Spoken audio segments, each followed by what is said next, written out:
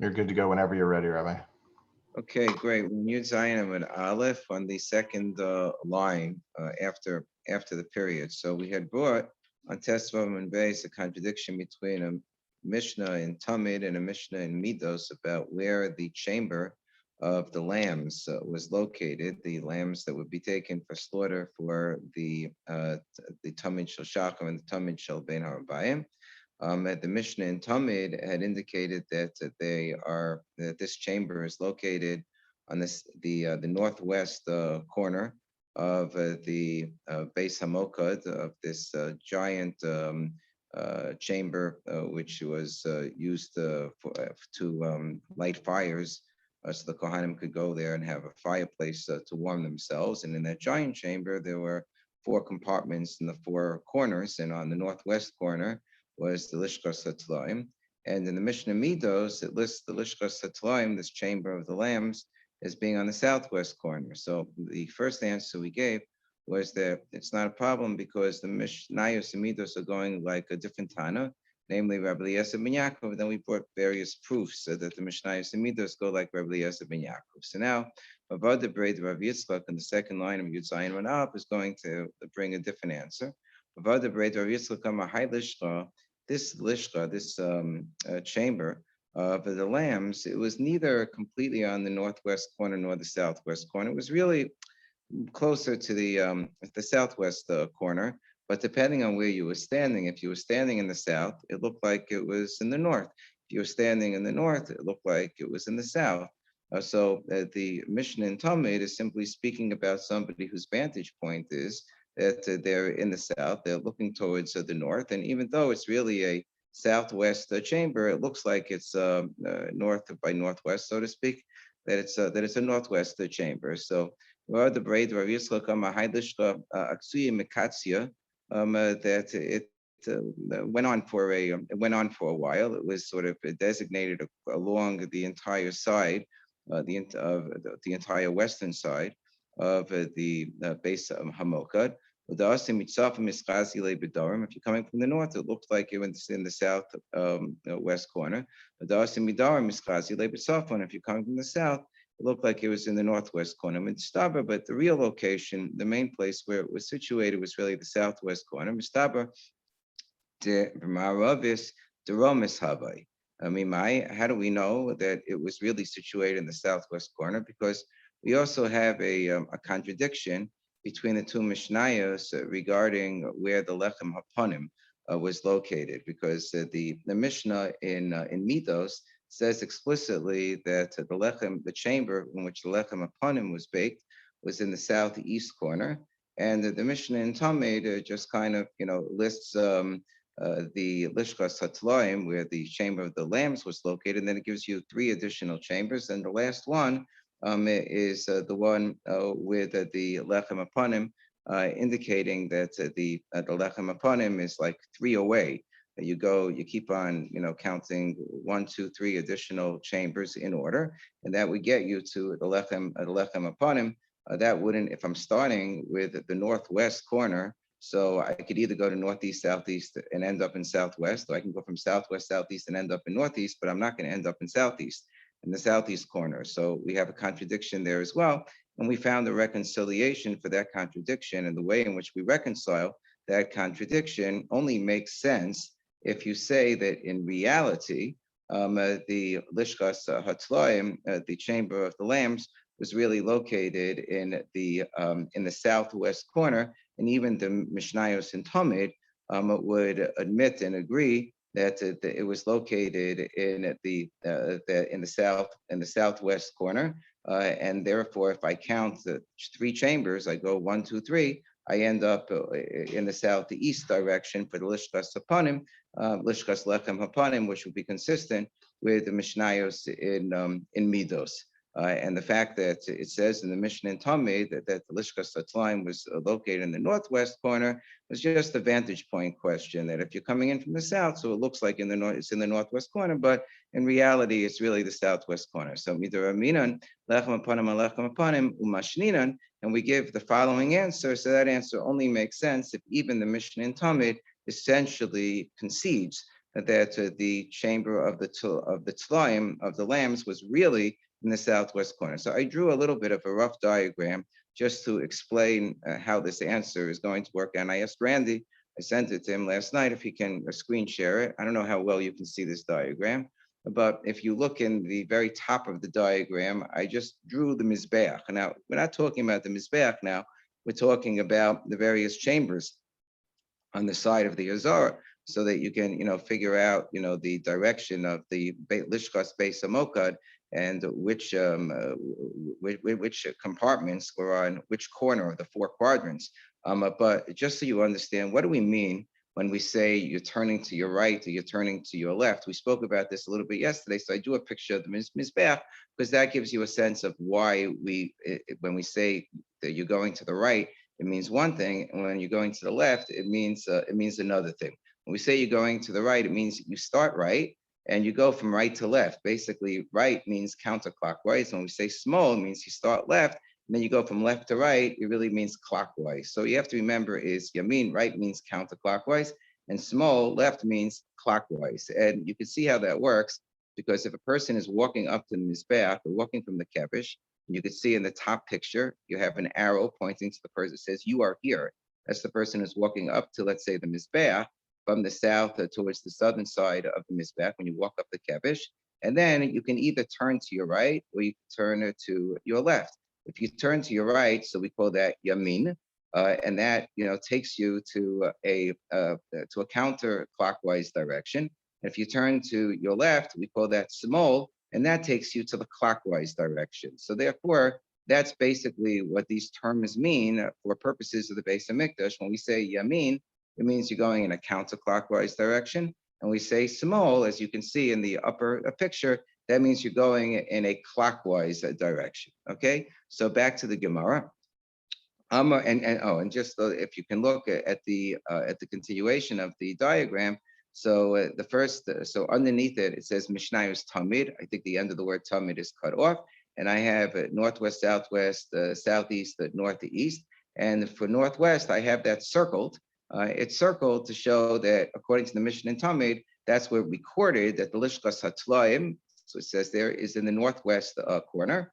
And then underneath that little picture, I have the Mishnayos Midos picture, which also has the northwest, southwest, southeast, and northeast quadrants. And there I drew a circle around southwest because that's in that Mishnah, it says explicitly that the Lishkas Hatlaim is in the southwest. And that Mishnah is also explicit about the fact that the Lishkas Lechem Hapanim is in the southeast. So I drew a square around the southeast quarter to show that's the Lishkas Lechem Hapanim. So the question is, where do I draw the arrows? The Mishnah in Talmud, it said that I count 3 lishkos and I get to the lishkas lechem upon him. In other words, the only direction that we're given in the Mishnah in Talmud on test above and base is the northwest direction. We're told is what housed the lishkas atloim, and then we're told 3 other lishkos, and the last one is that the lishkas lechem hapanim. So it says Amafuna Braid Rabbi Yeshua, Mar kachashiv derech yamin, Mar kachashiv derech small. He says it's no contradiction in the Mishnayos, where the Lishkas Lechem Hapanim is located, that even the Mishnah in Tamid agrees with the square box in the Mishnah in Midos, so that the Lishkas Lechem Hapanim is in the southeast corner. It's just that when we're counting from the Lishkas Hatlayim, so the Tana of the Mishnah in Tamid is going Yamin, is going in a counter clockwise direction. That's Yamin, and that's it. So you can see the arrow going from the northwest, the circle in the Mishnayos Tamid part of the picture goes in a counterclockwise direction towards southwest and southeast, northeast, and so forth. And the Mishnah in Tamid is going in a small direction, Marka Chashiv Derech small, meaning that it's going in a clockwise direction. So if you start with the Lishkas Hatlaim in the southwest corner, in the bottom picture, so we go clockwise to northwest, northeast, southeast, and we end up in the Lishkas Lechem Hapanim because you count 3 chambers, and you end up in the Lishkas Hapanim going in that direction. Going in this clockwise direction, you end up in the Lishkas Hapanim. Okay, fine. So Amis bishlama b'maravis deromis havai. So if you say that even that even the Tana in the Mishnah of Tamid is in agreement that the Lishkas HaTalayim was it located in the was located in the southeast was I'm sorry was located in the southwest corner, so that I'm really counting from the southwest corner. Hainu demitaretz lechem hapanim alechem hapanim. So then I understand that this is enabling me this enables me to compute the lechem hapanim contradiction with respect to the lishkas lechem hapanim. Eli yamris k'sfonis marabis habai. But if I say that it was in the northwest corner, that the Mishnayos Tamid really accepts the proposition that the Lishkas Hatzlaim was really in the northwestern corner, Habai sof my terutza to lechem hapanim, then it doesn't give me a proper teretz with respect to getting me to where I need to go with respect to lechem hapanim. Why is that? Because if I'm going, because then I would end up in the southwest corner, as opposed to the southeast corner, because then I would go around. If I'm going to count in a small direction, if now remember the small direction is what we said is a clockwise direction. So if I'm going to count in a clockwise direction in that Mishnah, so then if I start with the southwest, so in a clockwise direction, I'm going to end up in the southeast. But if I'm going to start with the northwest and I go in a clockwise direction, then I'm going to end up in the south. Then I'm going to end up in the southwest.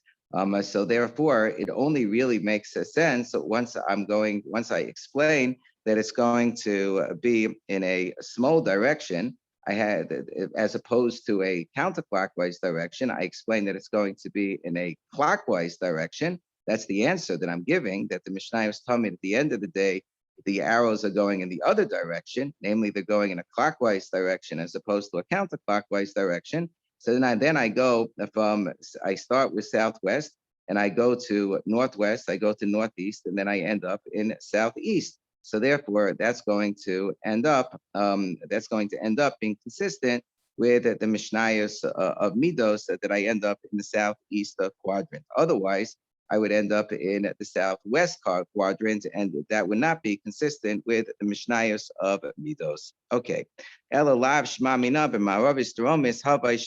Therefore, it only really makes sense if I end up if I am starting off with the southwest quadrant, because then when I go in a clockwise direction, I'm going to end up in the southeast quadrant.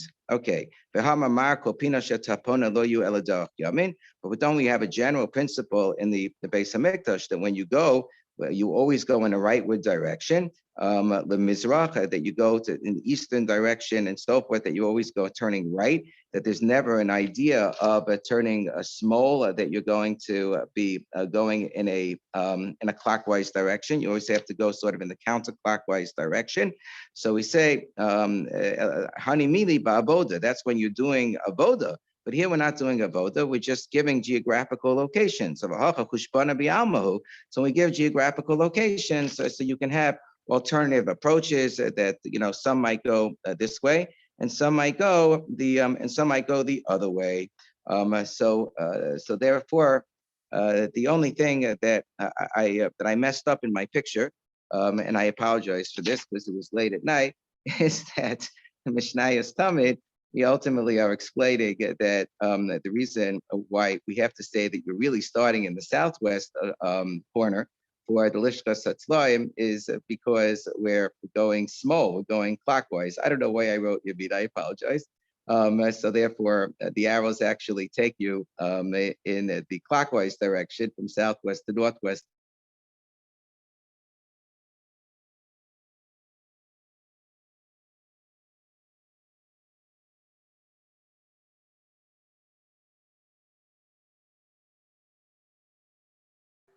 Rabbi Reese, you got muted. Rabbi Reese, you're muted.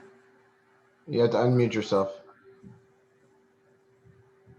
Rabbi, Kohen Gadol Makri, you're back. did everybody follow that? Or should I explain that again? I think you were muted when you were explaining that. Sorry. Yeah, please go back over. Wait, I was muted for the whole thing? No. Just you were for just the muted last once you 30 finished seconds. the correction. Oh, right. You said you corrected, the small yamin that you had on the wrong side, and then you got muted. On the Mishnayos Tamid, I just where I wrote that you're counting counterclockwise. I meant Mishnayos Tamid should really be clockwise, and this was showing how you're not supposed to do it. If you're doing it clockwise, but what we're saying here is that you should count it, clockwise, and then you don't have a contradiction. If you start out in the southwest corner, so if you start out in the southwest corner and you're going small, which is clockwise, so then that takes you to northwest. Starting from southwest, it takes you to northwest, and then to northeast, and then to southeast. So then you end up in exactly the same place of the Mishnayos Midos that got you in the end to the southeast corner. They were saying that we only have a contradiction. That's why I wrote Yamin here. You only have a contradiction if you're counting it in a counterclockwise direction. So then you would end up in the wrong corner. But if you counted clockwise and you assume that the Lishkas Hatzlaim was really in reality in the southwest corner, and then I'm counting, clockwise, meaning small, 3 different directions. I go from southwest to northwest, northwest to northeast, and then northeast to southeast. And that would get me to the same place as the southeast corner of the Mishnayos and Midos that says that this is where you have a Lishkas Lechem Hapanim. And so therefore, it turns out that the Lishkas Lechem Hapanim would really end up being in exactly the same location. You just have to, count in that particular. You have to count in that particular fashion in order to end up in the right. Place. Okay, did everybody get that? Yes, thank you. Okay, good.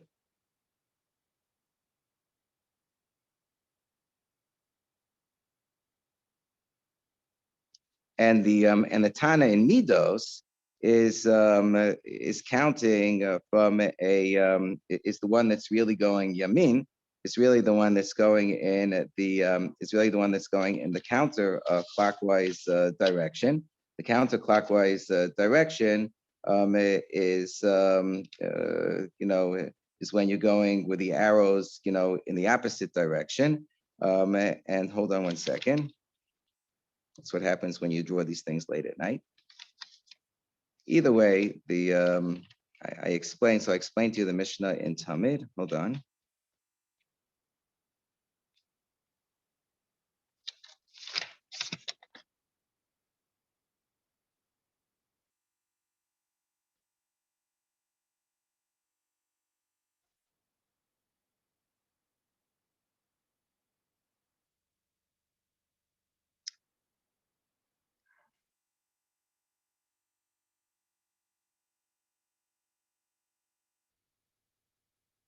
Right. So that's right. So the Mishnah in Midos started you out in the southwest direction with the Lishkas Hatzlaim, as you could see from the bottom picture. And then it told you that the next Lishka, as you're going to a counterclockwise direction, is the southeast quadrant, which is the Lishkas Lechem Hapanim. And that's why that's the one which is described afterwards. So I apologize. The only thing that I just drew these in the wrong directions. That the Mishnayos and Tamid are really going clockwise, which is small, and the Mishnayos and Midos are going counterclockwise, which is Yamin. And therefore, all that I do is I start off in the southwest and I go to the southeast, and that gets me to the Lechem Hapanim, and it was only 1 over. In the Mishnayos and Tamid, it was 3 over. And the way that it reconciles is that I really start, the circle should really be in southwest rather than northwest, because if you're still coming in from the north, you see that the Lishkas Hatzlaim is really in the south. And then I go from southwest to northwest, to northeast, and to southeast in a clockwise direction. Okay, good. Now, So Belina, I will draw a correction diagram tomorrow. I don't know why I drew it in opposite ways. Obviously makes it more difficult to, to explain through the diagram, but hopefully I made it clear by now. Okay, so Shekohen Gadol Makriv Chelik Barosh V'Notel Chelik Barosh. So that we say that the Kohen Gadol has the right to receive the first portion of the animal during the entire year. Only on Yom Kippur does he do the entire avoda, but the rest of the year he has the option to do the avoda if he wants and to take the portions of the korban if he wants. So Tanam Abanan, Ketzin Makriv Chelik Barosh. How does he take a portion of the first? Ama Olazun Animakri, if he sees that there's a korban ola that's supposed to be offered, he says, I'm going to be the one to sacrifice it. Mincha Zu Animakri, if this mincha I'm going to offer. He has the right to do that. Ketzah Notel Chelik Barosh. How do we see that he has, in what way does it work out that he can take the first portion, or the portion of his choice? He doesn't get to take the whole thing, but he can take, a part of the animal, either half or a little bit less than half, depending on your opinion. He could say, this korban chatas I'm going to eat, this korban asham I'm going to eat. And if it's the shtei alechem of shkuos, so then there are two of them. He gets to take one if he wants. There are 12 loaves. According to the Tanakama here, according to the Rabbanan, he could take either 4 or 5 of the 12. Rabbi Omer Leolam Chamesh. Rabbi says that he always gets to take 5, because Rabbi's of the opinion he always gets to take half. And Rabbi holds the 2 of them are given to the entering Mishmar that comes in on Shabbos. So they get 2 loaves as their payment for the fact they're going to close the heavy doors at night all by themselves, only 10 left. So therefore he gets half, he gets 5. Because it says that Aaron and his children get to receive all of the gifts of the kahuna, of the korbanos. So we split it up between Aaron and his children, meaning Aaron represents the Kohen Gadol, his children represent the Kohanim and Yotim. Mechzel Aaron and Mechzel Lebanon, half goes to Aaron, half goes to his children. So Hagufa Kasha. So we have an internal kasha. Amis Notel Karla Achas Mishtei Cholos. It says that he gets to take 1 out of 2 chalos of the shtei alechem on shkuos. So that sounds like Rebbe, who says that he always gets to take half. Money Rebbe, he dava palga shakil. But the middle case, we said lechem upon him. So then we brought the stam sheeters that he gets 4 or 5. Abo chamish ma'isa lechem upon him. Also the mabanan dami lo shakil palga. That goes according to that. Sounds like the Chachamim who says he gets less than half. So Ema Seifa, but then the very last line is Rebbe again. Rebbe Omer, no, he always gets 5, the Olam Chamish, because Rebbe holds that the 5 is actually half.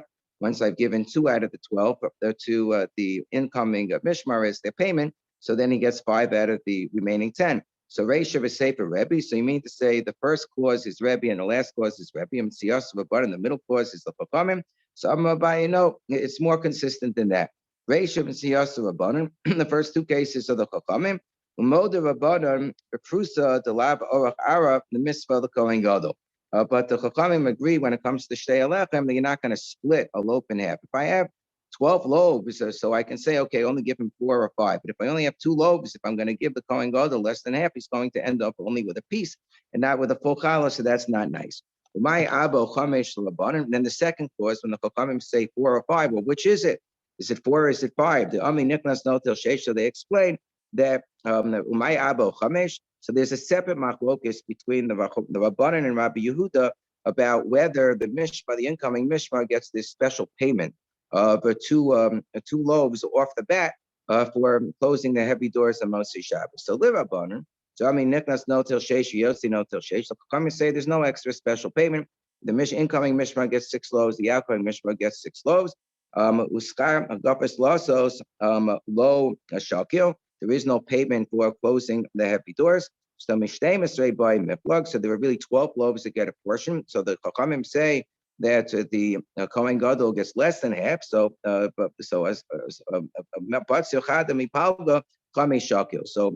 would be 6. So we only give him 5. The Rabbi Yehuda, according to the opinion of Rabbi Yehuda,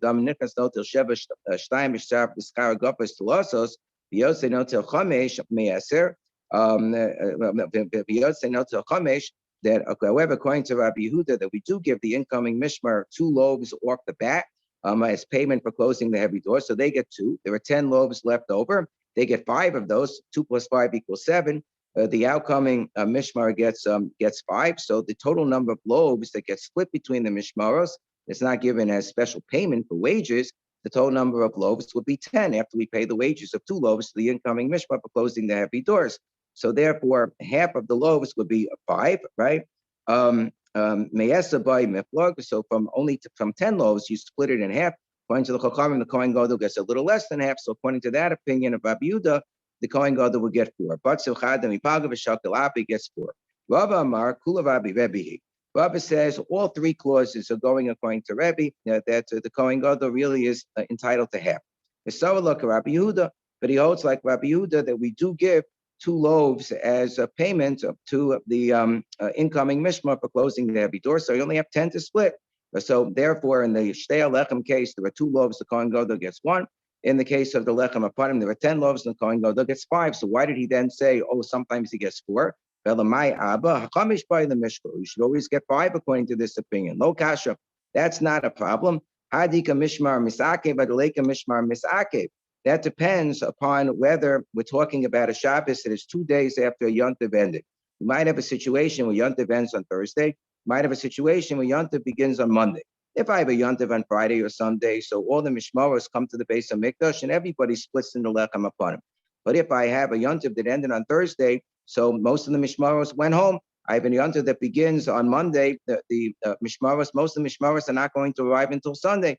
But you might have some mishmaros who came for the regal or about to come for the regal. They want to make it into a long weekend. We encourage this long weekend. We want the mishmaros to be in the base of Mikdash as much as possible. We give them a reward. We say, you know what? 2 of the 12 loaves that we're going to give to this mishmar that either came very early, 2 days before Yontif for Shabbos, or that stayed late. They stayed an extra day, after Yontif was over on Thursday. We're going to give, those mishmaros 2 of the loaves. So in that case, 2 of the loaves go to the mishmar that comes in on Shabbos for closing the heavy doors on Motzei Shabbos, and now we have 10 left. 2 of the loaves are going to go to the mishmar misakev, if there is a mishmar misakev, because the Yontif comes 2 days later. It was 2 days earlier. So we're going to give them another 2 loaves. In such a case, I only have 8 loaves left over, so half of that would be 4. That's what I would give the Kohen Gadol in such a case. I only have 8 left, so then the Kohen Gadol gets 4. If there is no mishmar misakev, so that I have 10. And then I give 5 to the Kohen Gadol. My Rebbe Omer. The whole thing is going like Rebbe, the first clause and the second clause. So what does it mean when Rebbe says, the Olam, he's going to get Chamesh, that the Olam Chamesh, that the Kohen Gadol always ends up with. We just said it depends whether there's a Mishmar Misakev or not. And this was Rebbe talking. So what does this additional clause teach me? My Rebbe Omer, the Olam Chamesh. So kasha, so Taco, that's a good kasha. Okay, we'll end here at the Mishnah, and Belina, I will send her in the corrected diagram a little bit later. See you tomorrow, Mr. Chef. Okay, we'll see you. Okay.